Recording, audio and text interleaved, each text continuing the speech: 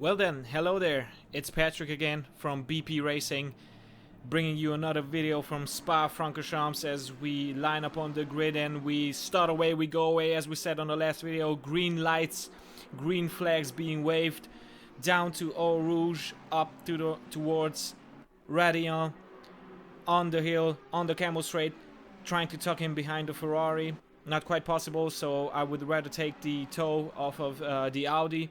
The Lexus is still warming his tires up. It's the first lap, so remember the tires are pretty cold.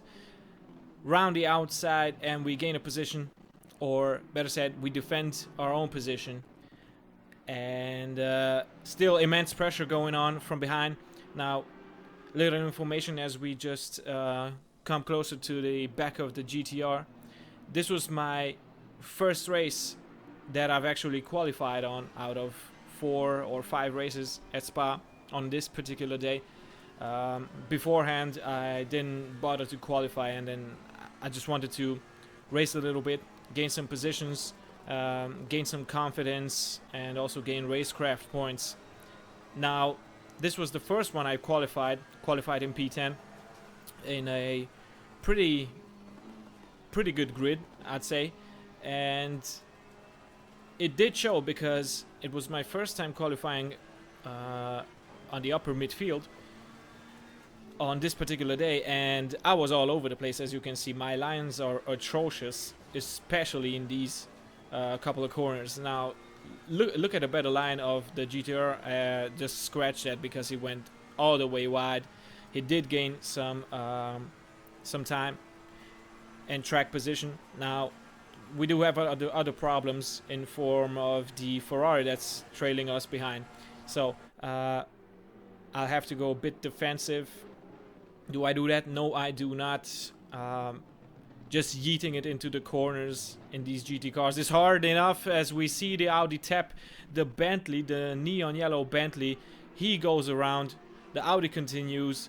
Surely that was worth a drive-through, but he didn't get one.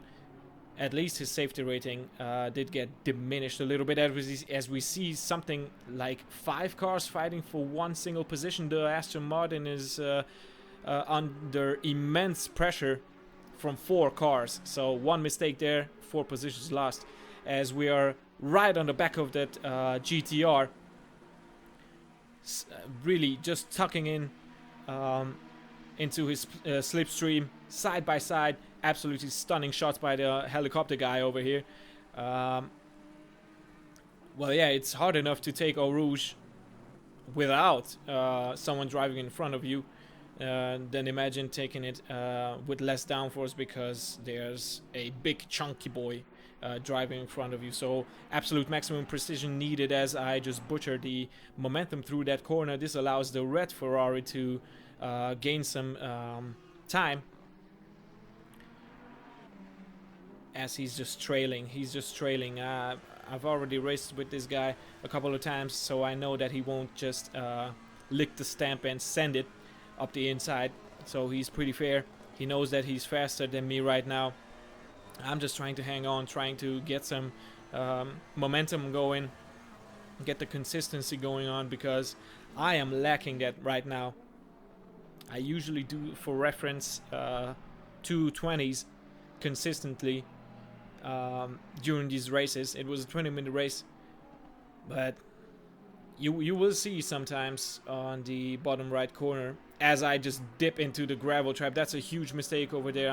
I was just trying to get on the accelerator way too early. We are going side by side. Now, believe me when I'm telling you this, going side by side through that corner will just lose you an immense amount of time, as you see the Aston Martin and the Camo Ferrari just absolutely chasing us down, as they're in a fight for position themselves. So we go defensive inside the chicane, have the inside line, give him plenty of room. I get the better acceleration. He goes very narrow, and this allows me to keep my position. Just look at the absolute train we're having here, as the Camo Ferrari does make a move stick into turn 1. Now gain some time, little bit unsettled the car upon acceleration. I was always playing with the traction control into turn 1, so you generally try to have less traction control for sharp turns in order to just minimize the TC cutting in. Now, onto the Camo straight. 3 Ferraris chasing each other down. Or better said, 2 Ferraris chasing me down. And is he going to make the move stick? No, he just pulls out in the last second. As we both make a mistake, the red Ferrari made a huge mistake and decided to not continue for some reason. Now, I'm all over the place for 2 laps in a row now. I don't know what I'm doing. I'm looking at the mirrors probably more than looking at the road ahead. But something that's pretty calming is that the Ferrari behind does have a drive-through penalty, so I won't fight him that much. He goes up on the inside in this double left-hander. I go wide.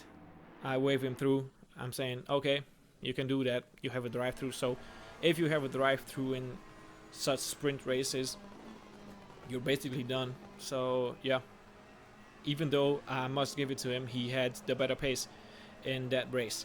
Now, but I do not understand why people just decide to quit after having a spin, or I don't know, like me, they're just all over the place as I allow the Aston to go through and the Bentley to go side by side. Once again, losing a lot of time through there. Still side by side, I do seem to have the better top speed, so I am able to, for now, defend that position. Let's see what we can do into the chicane here. The Aston just said goodbye. Thank you very much for that mistake. Went up on the inside of me. So we managed to defend the attack of the Bentley. Look at that absolute train. It's 1, 2, 3, 4, 5, 6, 7 or 8. I wish it was 8 to reference 21 Savage. But anyways, the Aston goes narrow for some reason. I wasn't in striking position, but anyways, he still got the better acceleration here. So as I was saying, he's probably running a lower TC setting. You are more prone to wheel spinning, but still, if you do get it right, you will just save an immense amount of time. Still in the slipstream, this allows me to pull away from the Bentley behind. Brake earlier than normal, because of course you have a car in front. He goes a bit too deep. This allows me to just absolutely almost tap his back. I could read his name, or the Aston Martin writing on the logo. Now, I almost went into the back of him. This forces me to go wide onto the dirty line. The Bentley goes through, and yet another mistake from me. But this just shows how much concentration you really need, even during these little sprint races. As we see the next candidates behind me, a Lexus and another Bentley. Now, let's see. Will we survive? Will we actually manage to actually take this corner combination the way it's supposed to be taken? Now, I don't think so, because if you do an error, and once again unsettling the car, going to that green AstroTurf, or fake grass as the Hungarians say. Now the Bentley up on the inside of the Lexus, they will be slowing each other down doing that. This allows me to increase the gap once again, allows me to catch my breath for just a little while. Now going through Blanchimont, full throttle, aim for that apex but don't actually touch it. They are fighting it out. Oh, and there's a huge incident up in front. An Audi made a contact with the red Aston Martin from one lap before, and even though I had track position, I lost 2 positions right now because of that incident, and I wasn't even directly involved in it. So an abysmal lap of 225, I'm sorry, from that previous because of the previous incident. Now Bentley, Lexus, side by side. I'm having the best seats in the house, looking at them battling it out. Who's going to yield? The Bentley just didn't have that tempo to stick it up the inside. The Lexus goes a bit too wide. The Bentley had to lift off. I'm here picking up the breadcrumbs, picking up the pieces side by side with the Bentley. He's lagging a little bit in this replay because I am commentating over some replays as I managed to regain that position, but he's all over the place, all over the back of me. I'm just trying to defend my position. So, not going defensive, despite that, not going defensive into that corner, going wide, trying to keep the momentum going. Left him plenty amount of space as we can see on the leaderboard, on the timetables, 2 drive-throughs in front of us. So even though my pace was pretty much abysmal to my standards, if you just manage to drive without being in it, without getting caught in incidents, in huge incidents, even like this, battling it out with other people will still give you a better position than where you started at. So we started P10 and I'm up on P8 as I make yet again another mistake on that corner exit, but still get the run on the Bentley over here. Now this is a position I don't really like on this part of the track, because you have to lift off. You have to lift, a little bit as I just mount that curb. So do not do that at home, kids. And yeah, you have to lift there and just basically destroys your momentum as the Bentley goes really, really wide, really deep, completely misses braking point. This allows me to once again retake my position as we gain a free position. The Lexus had to service drive-through. Now, the Bentley up on the inside of me. I did see that in my mirrors, so I was planning on a better exit. We're once again side by side. He does seem like he's lagging, but I can assure you he was not lagging during the race. Side by side. Who's going to yield? I will have to do that. He's on the inside. I'm trying to really just keep close. Do not make an error through Eau Rouge over there. If you have to cut the left-hander on the top of the hill, then you will get a cut track. So that's something to remember. Once again, using the slipstream, going up on the inside, now on the outside. Absolutely stunning images over here as we see the textures just going all types of crazy. Mounted the curb over there, that's not a problem. You can pretty much abuse that, but be aware of not binning it. 2 Bentleys following me now. As we see, there were plenty of British cars in this race, like Aston Martins, Bentleys, McLarens, all over the place, fending off the attacks from the neon yellow Bentley as I go wide over there. This allows once again the Bentley to just keep the momentum going and pass me once again. Go too deep over here. This allows the black one to gain some time and put the pressure on me. I was just constantly under pressure during this race. Will I manage to bin it? Yes, once again. Just dipped into the gravel trap.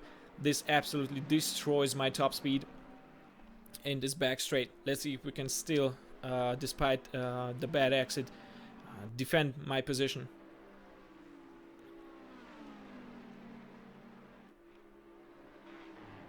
Full throttle, didn't mount the curb this time. As you can see, battling or even doing one small mistake, you can see that the Bentley just disappeared into the distance, the neon yellow one, as I just completely missed the braking point like Mr. Hancock's did before. So, turn 1, is he going to send it? No, he did not, but still, we give him plenty of space. I'm always thinking I would rather give someone double the space he needs, but still avoid contact, avoid incidents, and by that survive, even if it means losing one position. I'm always thinking about the long run. So he didn't manage to go through Eau Rouge quickly as we ride on board, and I managed to pull a gap.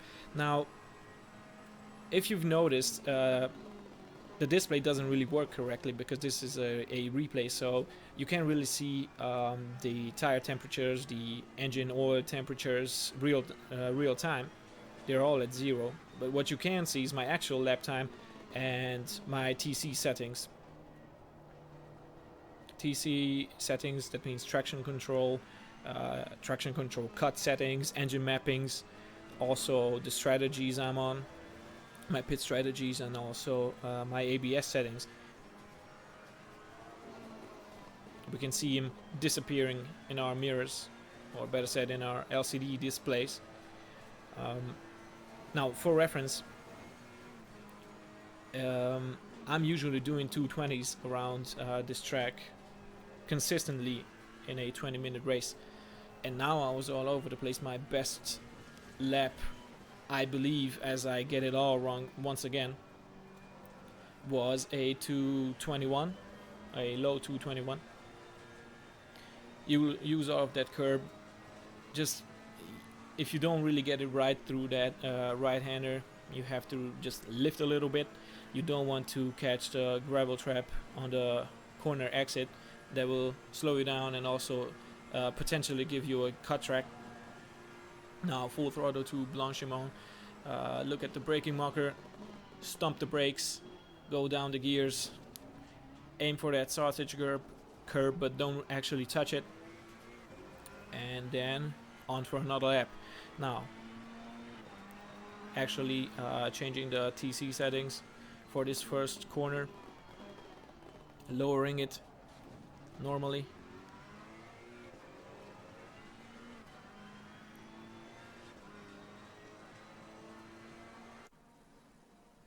And yeah, we skipped to the last lap of the race. That was it. I managed to fend off the Bentley from behind. And even like this, I mean, I was essentially just losing positions on track, but still winning them back because of other people having incidents, having drive-thrus, and so on. Flashing the lights, as always. And just turning in to say hello to this neon Bentley. I really had a great fight with him. Now let's go on to the highlights with a Smurf blue Ferrari and a peculiar star number, as they just made contact. I don't know who's to blame there, so let me know in the comments below. They just made contact. He was a passenger from there on. Even if you're braking, there's just no runoff area over there. So on board with the neon Bentley, as the Aston just makes a huge mistake. This allows the Bentley to go up on the inside. We see the top 5 over here at the beginning of the race, as Mr. Hancock manages to overtake the Aston Martin. Now 3 wide into the last chicane. What is going to happen? The Aston Martin just makes a possibly double overtake on the Bentley and on the Audi. Now from the perspective of the GTR, what happened here? A little bit of contact between the Bentley and the Audi, huge contact between the Nissan and the R8, and then another contact between R8 and the Bentley of Hancock's. Now once again contact with the Aston Martin. The Lamborghini and the McLaren just kind of panicked, did a 360, managed to keep the throttle on and the engine on, and just kept on going. Now the Smurf blue Ferrari, what's going to happen here? Contact, even less of a contact than the GTR had with the Audi, but the Aston here just didn't, just wasn't lucky enough. So side by side down to Eau Rouge, who's going to yield. And yeah, the Ferrari just brakes a little bit, lets the Aston Martin through. That was probably a bit too much. He should have just lifted. Now let's see it from another perspective. You can see how wide I was just running there all the time. Didn't close the door on him, would have been unfair, but still managed to get the better exit despite that mistake and that touch into the gravel trap. Now he gets the cutback, but he somehow just didn't have the top speed to overtake me. He probably had some front end damage, or just put a bit too much wing on. So he goes narrow, he didn't go wide, he probably also gave me some space. And this allowed me to pull away for a couple of corners. Now chasing the GTR as he just clips the curb way too aggressively. He's a passenger from that point on. He gets passed by 5, 6, 7, 8 cars and also clipped by one of them as he just stared at the wall contemplating his life decisions. Now almost at the same time, the same mistake done by me and the red Ferrari. Call that synchronized swimming. And the camo Ferrari was just really on a good pace that day in this particular race.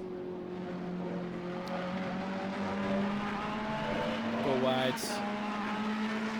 That will probably give you a cut track. As far as I know, if you run wide with all 4 tires and you're no longer touching the curbs, that's a cut track. And he also got one. Now look at this huge strain, probably led by me on this lap. We saw that from my perspective as well. So side by side, Lexus, Bentley, who's going to win, who's going to reach Eau Rouge quickly, or quicker should I say. The Bentley yields, taps the brakes a little bit. Oh, this was where the contact happened between the Bentley and the GTR in the runoff area. So this means he will lose some top speed, some momentum. This allows the yellow Bentley to just absolutely send it on the inside, but still respectfully. The black one sees him coming and doesn't go wide, as we saw a glimpse of the Ferrari on the left hand side just chilling. Now on board with a rear side Porsche over here. Oh, as he gets it all kinds of wrong, but still manages to save it. So that's a rear side, saving it at Eau Rouge, especially with the Porsche with the rear engine.